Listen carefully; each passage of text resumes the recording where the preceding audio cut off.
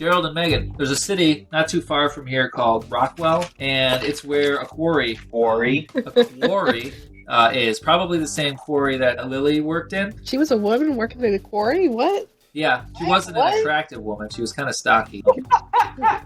And you do find a couple of disappearances over the last 6 months within the quarry area. Oh, good. Can we get a physical description on them? Medium builds, short hair, like just regular middle 30s type dudes just passing through. It was kind of weird in the police reports because nobody goes to the quarry anymore because it's closed. And 2 people, both from out of town, got covered in rock slides in the quarry. Quarry? I really wish he was here now. Pull out my phone, shoot a text message. I'm going to the quarry. It's like a good 40-minute one-way fare. And he's not going to charge you for one way. Well, that's what I got to do. Okay, you get a text. Going to the quarry. Can I use a spell to, look through? You could see the inside of the sarcophagus if you wanted. Within, you see the decayed and practically mummified remains of a woman. And you do see the magical energy surrounding her, creating an anchor for her spirit to be tethered. And most interestingly, the inside of the sarcophagus is lined with warding and devil's traps against demons. Need to learn more about this broad. Eric, from Jacob's Journal, March 1804, cartographers for the U.S. government. Lewis and Clark. You mentioned living with them for a couple days, right around the time of Lily's death. So I want to start investigating on that line. Well, we agree that we definitely shouldn't crack this thing open. Correct. There is a mention of a preacher's daughter who had to be sacrificed. And it was one of those things where it was 2 really bad choices. Either kill an innocent person and doom them to a life of servitude, or allow evil to triumph in a specific situation. Or so the story goes. Well, there we go. So yeah, that's pretty much what it's starting to look like. Lewis and Clark killed this woman, carved a bunch of symbols on her, and turned her into a ghost. Did they mention what they were trying to prevent? It does not. Gerald, you make it to the quarry. Quarry. Along with Demon Megan. It's all boarded up.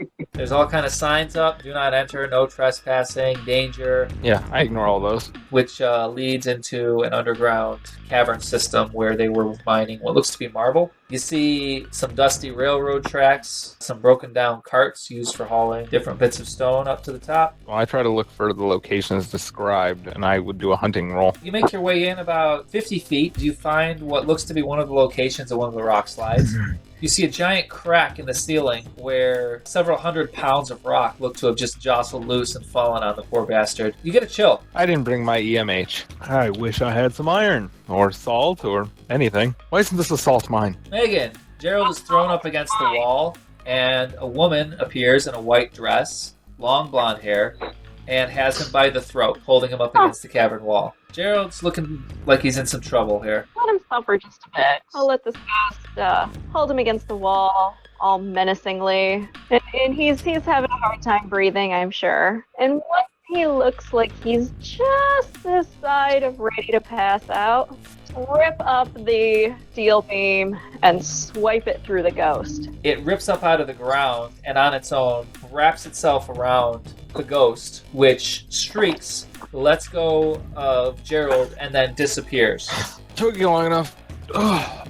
Yeah, I was enjoying the view. Great. When she pulled that up, they had to have pulled up some stakes. You could find a railroad spike. That'll do. It's better than nothing. I pull out my phone. No bars. Do I have service? God damn it. You're underground in a rock quarry. I look at the demon. Know anything about quarries? Quarry. Because right now I could really use some of that 200 years of experience, because that ghost is coming back. If you have anything useful to share, maybe, I don't know, do it. Motherfucker! You okay? No, I don't deserve this pain. I wish this pain on everyone else. No, that was all me. I go the shit out of it. God dang. Megan, one thing you would know is this doesn't have very much to do with salting and burning the bones of someone who you know where they're at in the museum. So, what are we looking for a camp for? Man, you're as bad at listening as Megan is. Because if the ghost is manifesting here, instead of in the museum where its body is at, then there must be an object here. We need to find it. She was a quarry person. There may be an old pickaxe or a lost locket or a pair of shoes left here for a long time. Lead the way. Keep the ghost off my ass. Fine. You're no fun. No, I'm not. So, Joe, you make your way in about another 100 feet, which is where they found the other body. Gerald. So what? Okay. Gerald. He said Joe. Did I? My bad. Yeah, Joe, you're buried under hundreds of feet of rock. I thought he was eating ice cream. I mean, I'm sorry. It just happened. He's buried on 100 pounds of rocky road. What I get. It's tragic. Gerald, you make your way about another 100 feet, which incidentally is where they found the other body. And you feel cold again. And you hear rumbling. I just look at Megan. It's your job. You never stopped a rock slide before, but no one's stopping you from trying now. Of course, I'm gonna stop this rock slide. A bunch of rocks start to shake loose and fall as a deafening crack sounds from the ceiling above you. A couple of really big boulders fall. They're going to smush you, Gerald. You try to dive out of the way of some of these rocks, but there's a lot of them. Demon Megan is deflecting some of them. Let me make a roll here to see how bad it is. Okay, that's not good. That's really not good. Megan, it's not that you lack the will to help Gerald, which maybe. Wait. You already made your bed, Gerald. This is what happened. Speaking is a free action. It is. Right? I mean, you can speak as you're hit by a bunch of rocks. I'm not going to stop you. Just know that ow and my ribs are going to be some of the words that you say. So you're clocked in the shoulder with a giant boulder weighing about 40 pounds. Knocks you forward, and you take another good hit by 15 and 20-pound rocks as they fall on you. It's not fatal because Megan deflects the one that was about to crush your head. Megan, you're unscathed. Take 2 hits. You can make your way past if you want to climb over some rocks and keep going. I go deeper. Don't go deeper. Well, he can't fix any of his mistakes if he's dead in a rock quarry. Yep. Quarry. Quarry. You make your way further in down the railroad tracks, and you do see what looks to be a bit of a dig site. Some of it looks like you see some fresher tracks. Cautiously investigate. You start to make your way down the area of the fresh digging, and you hear a wailing sound. Yeah, pretty much. Exactly, spot on. Wow. That's fucked up. We're in Idaho, right? You hear, like, restless spirit wailing. Right, demon. Back me up this time. I pop some pain pills to offset the pain of my cracked ribs. Throw you forward. No, away from whatever happens. Right. Can he get a temporary HP boost from those pain pills? No, he just will care less about his own health and safety. All right. The apparition appears in front of you again, and she flickers aggressively towards you. Gerald, you're flung violently back with ghost powers, and you strike your head against the wall, and you take another hit. I swear, you are no good at this at all. Megan? Railroad beam. You whip a railroad spike up into the air and pass it through, and the ghost goes away. All right, fall back. I don't have enough stuff to deal with ghosts. It doesn't seem to be as interested in killing you when you're leaving, and you are able to make your way outside of the quarry. Go back to the taxi. I look all beat as shit. So, museum, you guys finish up your tour. Well, I'm trying to find out, why do I have crippling credit card debt? Man, I'm so sick of this shit, Tom. I'm so sick of this shit. Why does everyone have all these positive statements above their names, but I keep having the crippling credit card debt? Look, Kyle. It has to stop. It has to stop. Yeah, it's protecting something. We don't know what. It might be like a lexicon or a codex or something like that. Is there any information about where the ritual took place? She was killed by the quarry, like outside the entrance. Gerald, you got a text waiting for you. What's the text say? We got more info. We're thinking about heading to the quarry. What did you find? I respond, just got ass kicked at Quarry. OMY. I reply, okay, well, that just means that we have to go better prepared. Are you coming to us to the quarry? The quarry. Quarry? Yeah, I'm rolling. Shotgun. Never. This doesn't feel like burning a body. Usually hunts take days. This one's not going to. If one wants his mother alive, I think I might have left my phone down in the quarry. Be a shame if I didn't check in. Did you know Stockholm very well? Who? A friend of yours. He's been in our possession for a while. It's why you're in that meat suit. If you kill Tammy and burn Megan, then you have nothing. If you burn and salt a body, we won't have this problem now, will we? Museum doesn't close for a while. I can get you into the museum right now. Me personally, what I'm thinking is Lewis and Clark, they weren't just assholes, and they wouldn't just leave the bones somewhere where someone could just salt and burn them, and then the protection is gone. Eric, if she's protecting something, why don't I get out here? You guys go ahead and salt the bones or do whatever the hell you're going to do, but whatever they're after is down there in that quarry. I'll go find it and retrieve it once you guys have done your job. I'm pretty sure this is an all or nothing proposition. So if Helen and I show up and there's no Joe D, it's going to be all, where's Joe D? I went to go get ice cream. Like, no. who's to say they don't have somebody there waiting right now? So the moment that we saw those bones, they're going to swoop right in and take whatever they're after. Helen, can you sense any other demonic presences? You do sense a demonic energy near the quarry. There's definitely somebody over there waiting. I'm not going to get my ass kicked again. I know the exorcism ritual by heart. If you guys can knock out the ghost, I'll take care of the demon. We have to get the upper hand on some level. They're holding all the cards. We have to have something in return. Listen, let's not take the obvious risk. We're just doing exactly what they want us to do. I'm probably the angriest I've ever been. You keep making the assumption that I'm actually going to salt the bone. I just need to keep Meg and Demon occupied long enough to make it happen. The less you know right now, the better. And Joe shuts the hell up once again. Gonna go kick rocks in the back seat. All right, when we get close, I'm going to go around back. I pop the trunk and let out Stockholm. I make them swallow a pipe bomb. Okay. Oh my god. Like deep throat a pipe bomb? Yep. Wow.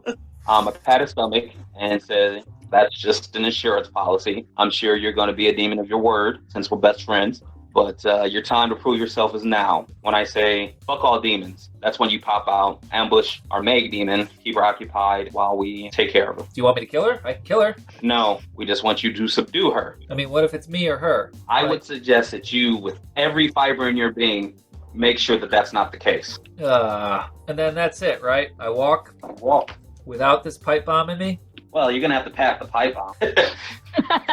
That's not going to be pleasant. All right, where do you want me to wait? I open the back door and I want you to sneak in there. Try to be low key as possible. All right, so I'm going to wait there. You guys are going to come inside. Right, when I say fuck all demons, you spring out. That's it. Yep, you pass that pipe bomb, we're all done. You got yourself a goddamn deal. We turn the corner. Megan, it's about time. You do see them turn the corner, cutting it a little close. Yep.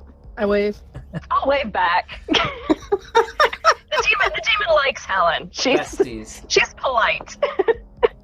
So, what's your big bad plan, Megan? She just walks in the doors and starts making her way towards the exhibit. Megan walks right in. I nudge Joe forward and nod for Helen to go ahead. Eric and Gerald, you're outside. What are you doing? I would wait for Conway to open the back of the continent, reveal that Stockholm is not in there. All right. Gasoline. Yep. Salt. It's a hell of a gambit. You realize that's just a nickname, right? If worse comes to worse, just aim at his stomach. Now, where is the continent parked, by the way? Parking lot. Like the museum parking lot. I don't keep my gasoline in a gasoline container. Okay, what do you keep it in? Specially sealed paint can. And I grab some painter's tools and a roller and a small rolling pan. That's how you get into a place like a museum with gasoline. Megan, you're able to get a good lead on these guys. You see the sarcophagus. You see there's a couple of other patrons hanging around. Like it is museum time where there's guests, people milling about. You also can feel the warding on the sarcophagus. And then a couple of minutes later, you see Gerald dressed up as a painter with a paint can and Eric make his way in. Is there a fire alarm thing on the wall? No, but you might be able to overheat the sprinkler up ahead. Eric, you make your way inside with Gerald. You see Megan standing at the center of the room with Helen and Joe. You see two patrons here looking at you. Don't see Stockholm. I asked Helen discreetly to ping him. Networking. Yeah, he's about a half mile away from the museum right now. I tap on his shoulder and I say, he's not here. Oh well, that was a long shot. It's gonna be worse when he gets back though. Hey, is that pipe bomb hooked up to a cell phone or anything? It's got a remote detonator. Because he's like half mile out of town. I made it. When I come in, I'm already like, all right, everyone, you got to get out of here. We got maintenance. This area's closed. Throw down a drop cloth. Scar the wall with my 5-in-1. See right here, look, needs to be cleaned. Look at that, it looks awful. Elbow out some drywall. Man, that's awful. Okay, let me make a con game roll. Yeah, you were able to con these two museum people. You don't know how long you have before the people who work here are going to notice something's going wrong, but you've got the place to yourselves for the next minute or two. I look at the demon and I say, are you going to crack it open? That's what you're here for. I thought we were here to salt and burn the body. That usually involves cracking it open, honey. So sassy. So get on it. There's iron latches. I can't do it. She's a witch. Joe, Gerald, or Eric? Tick tock, tick tock. Conway, close are you to me? About 3 feet from you. Well, I give you the look, which is probably the look that we share when shit is about to go down. Gerald looks really beat to shit. Yeah. I also give a look to Joe D. Prepare your anus. It's prison tight. Hey, Megan, what is she guarding? How about I tell you after? I want to discreetly slip my stamp out, proceed cautiously forward, like I'm really not happy.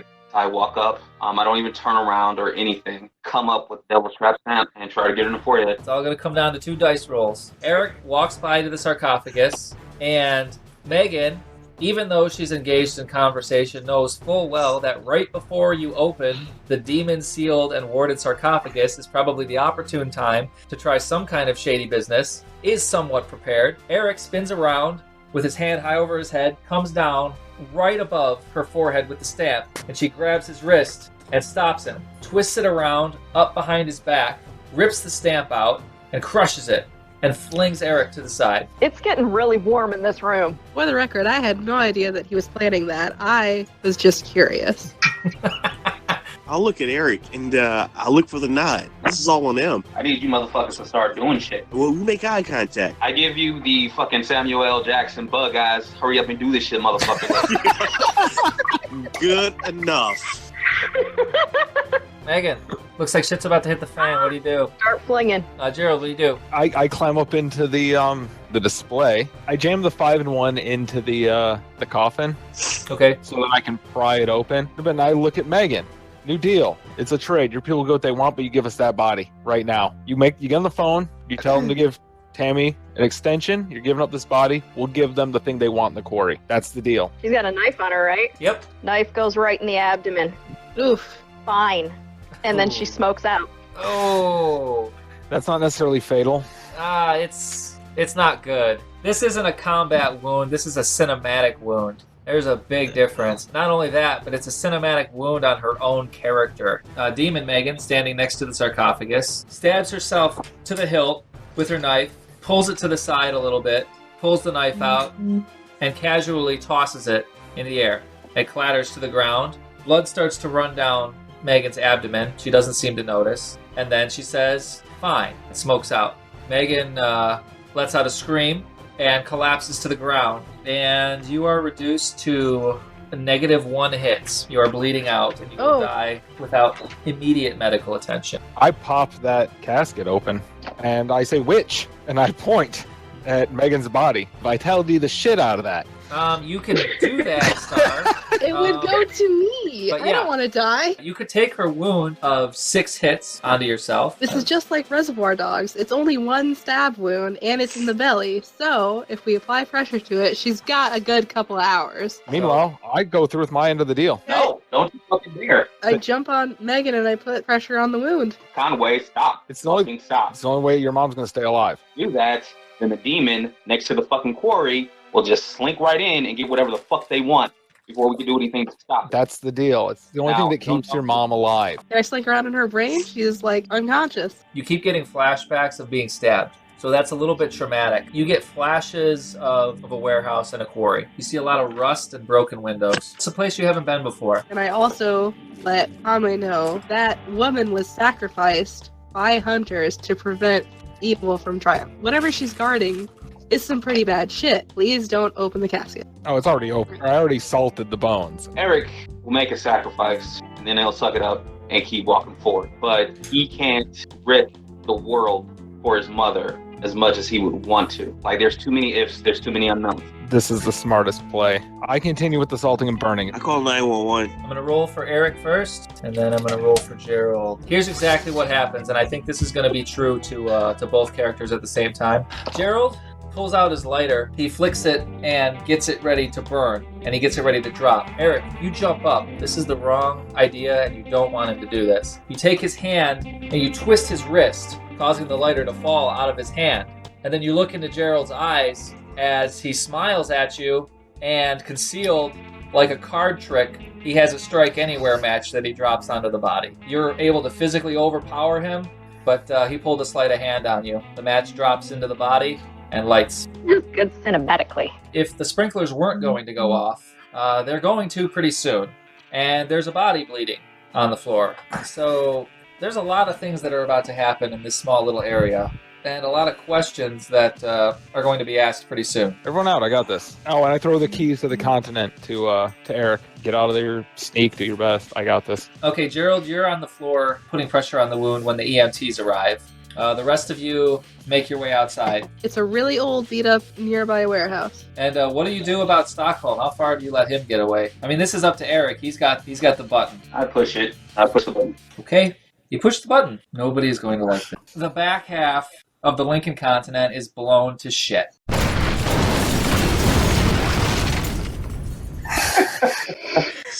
This is some season finale, huh? Wow. It's total. And the axle flies off. The trunk pops open. You've got knives and stakes and silver weapons are just flung everywhere like shrapnel. They're sticking out of cars. You're lucky you didn't wing any pedestrians. There's heavy damage to the cars that were next to your car. Eric, how you doing? Well, as a car blows up, I look in the parking lot and pick another car that looks ready for jacking. Wow. You can find one pretty easily. Firebird, is that what I heard? Yep, that's what you heard. Okay, you get a Firebird. What, you guys coming? Yeah, let's go. It is time for my favorite part of the show, which is the opening cinematic, and it is my favorite part of the show because I do not have to interact with my players. We will see. Valak, Azura, and Ravan watched as the spirit of Lily Blackwood threw her head back as her entire form burst into flames and quickly disintegrated into nothing. It's about time, Valak said, as he motioned the other two to go deep into the quarry. Without its guardian spirit in the way, goddammit. Without its guardian spirit in the way, it was a fairly short task of making their way down to where the item was kept. Be quick about it. Grigori wasn't able to finish off those hunters. They're probably on their way here right now, Valak said, pushing the other two in front of him. Behind several hundred pounds of rock sat the item they had been searching for. One of the core pieces of the Diabolicus Mechanicus, or demon machine, supposedly locked away for all time. There was only one ward left to remove, and then it would be theirs, and Romothir would be pleased. Well, pleased with one of them anyways. There it is. Now put the fairy blood on it. Hurry! Azura pulled the vial of fairy blood and sprinkled it on the black box-shaped items that looked almost like the center of a spider, since there were a dozen black tendril tubes sticking out of it. And then nothing happened. Valak, what's wrong? It should have worked. Boss told me not to tell you about this part. Valak said as he grabbed Azura by the back of his head and slammed his face first into the black box. Upon making contact with the demon, the warding around the box flared to life and started scorching the very soul from Azura's vessel. That was when Valak cut his throat from behind and spilled his demon blood all over it. The warding flashed bright and then was consumed in a flash of sparks as the fairy blood leached the power out and shunted it directly into the fairy realm. Azura's charred and exsanguinated form. I did my best on that word, guys. I'm sorry. You failed spectacularly. You want to help me out with that one? Exsanguinated? Yeah, there we go. Azura's charred and exsanguinated form, I did it, fell lifeless to the ground, his soul consumed to power the ritual that swept away the warding. Okay, Ravan, grab it and let's get out of here. Ravan lifted the black box and started to drag the tendrils behind him, and he made his way to the exit of the quarry. Quarry.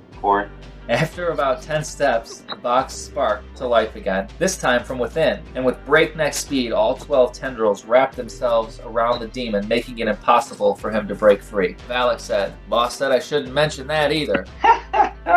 Sharp spines shot out of the ends of the tendrils, and then each found a different spot to stab and attach themselves into Ravan, who let out a deathly wail of pain and surprise. The tendrils tightened and constricted like a ravenous anaconda as the box siphoned away the very essence of Ravan, using his life energy to power itself back to its former glory. In a matter of moments, all that was left of the demon was a mummified corpse, dry and lifeless. The tendrils all retracted into the box, making it appear much less like a spider and a lot more like a box with rivets poking out of the sides. The demonic hunger sated for the moment. Valak picked up the box for himself and left the cavern. Once outside, the box shuddered and shook before opening a large, bloodshot eye that was closed just a moment before.